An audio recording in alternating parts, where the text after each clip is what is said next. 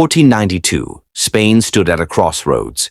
The Catholic monarchs, Ferdinand and Isabella, had successfully united the Spanish kingdoms and completed the Reconquista, reclaiming the Iberian Peninsula from Muslim rule.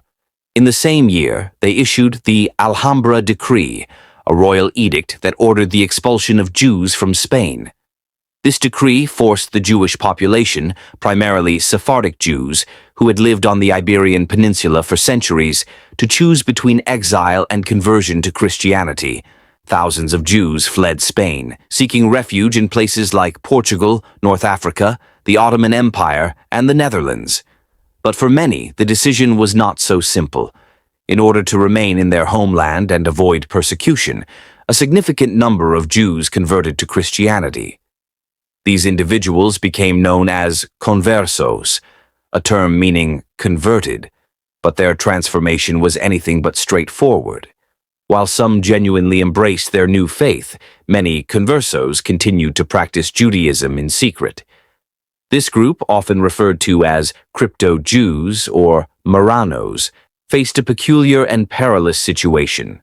Publicly, they adhered to Catholicism, but privately they clung to the traditions, rituals, and identity of their Jewish heritage.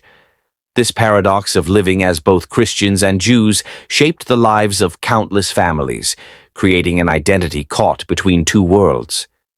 The Conversos, who chose to secretly maintain their Jewish practices, developed an elaborate system of covert traditions. Shabbat was observed behind closed doors, with windows shuttered and candles lit in hidden rooms. Jewish prayers were recited in whispered tones, while Christian hymns and prayers were performed in public. The Passover Seder was celebrated in secrecy, often with modified customs that would not arouse suspicion. Even the dietary laws of kashrut, Jewish dietary restrictions, were kept in homes that appeared outwardly Christian. One famous method of identifying conversos was through their refusal to eat pork, a staple in many Christian households. Pork, forbidden in Jewish law, became a key symbol of religious identity. Families that abstained from eating it were quickly suspected of secretly practicing Judaism, making it common for crypto-Jews to publicly eat pork while privately adhering to their faith. Women often played a crucial role in preserving Jewish traditions. They passed down Jewish rituals, prayers, and customs to their children in whispered lessons. Mothers taught their daughters how to bake matzah for Passover and how to keep food kosher, all while avoiding detection by their neighbors and the ever-watchful eyes of the Inquisition. For conversos, life in Spain was a constant balancing act, and the Spanish Inquisition loomed as a constant threat.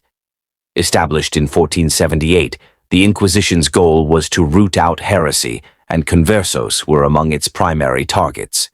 Inquisitors sought out secret Jews by questioning their behavior, investigating their homes, and listening to rumors. They even developed bizarre tests to expose crypto-Jewish practices, such as inspecting laundry habits.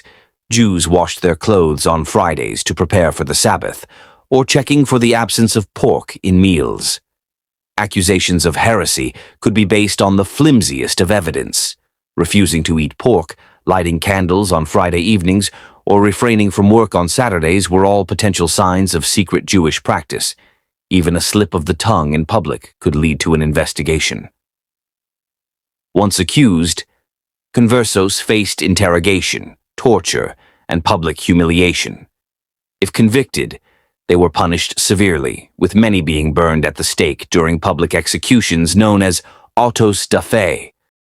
Despite the danger, many conversos continued to live as crypto-Jews for generations.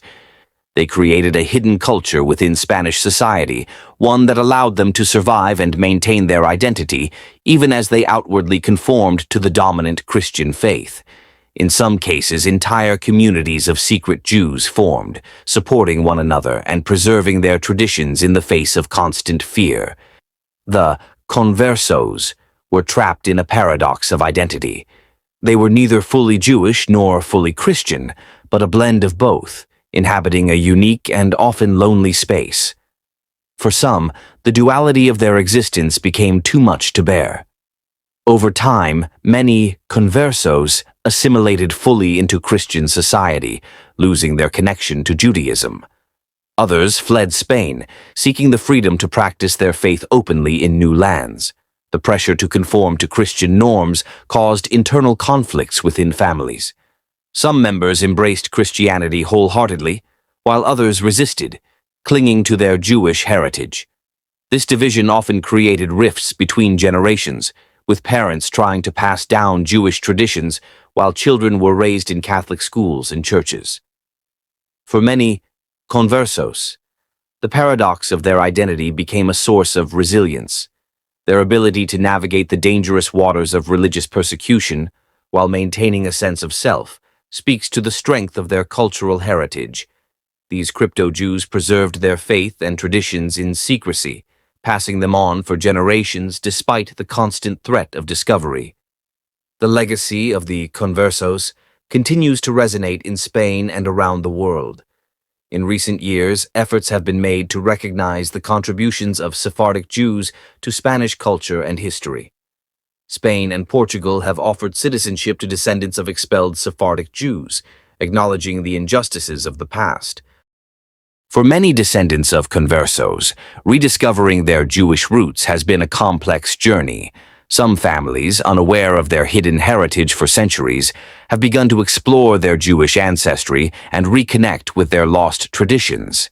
The Converso Paradox, a life lived between two faiths, remains a powerful testament to the resilience and survival of the Sephardic Jewish community.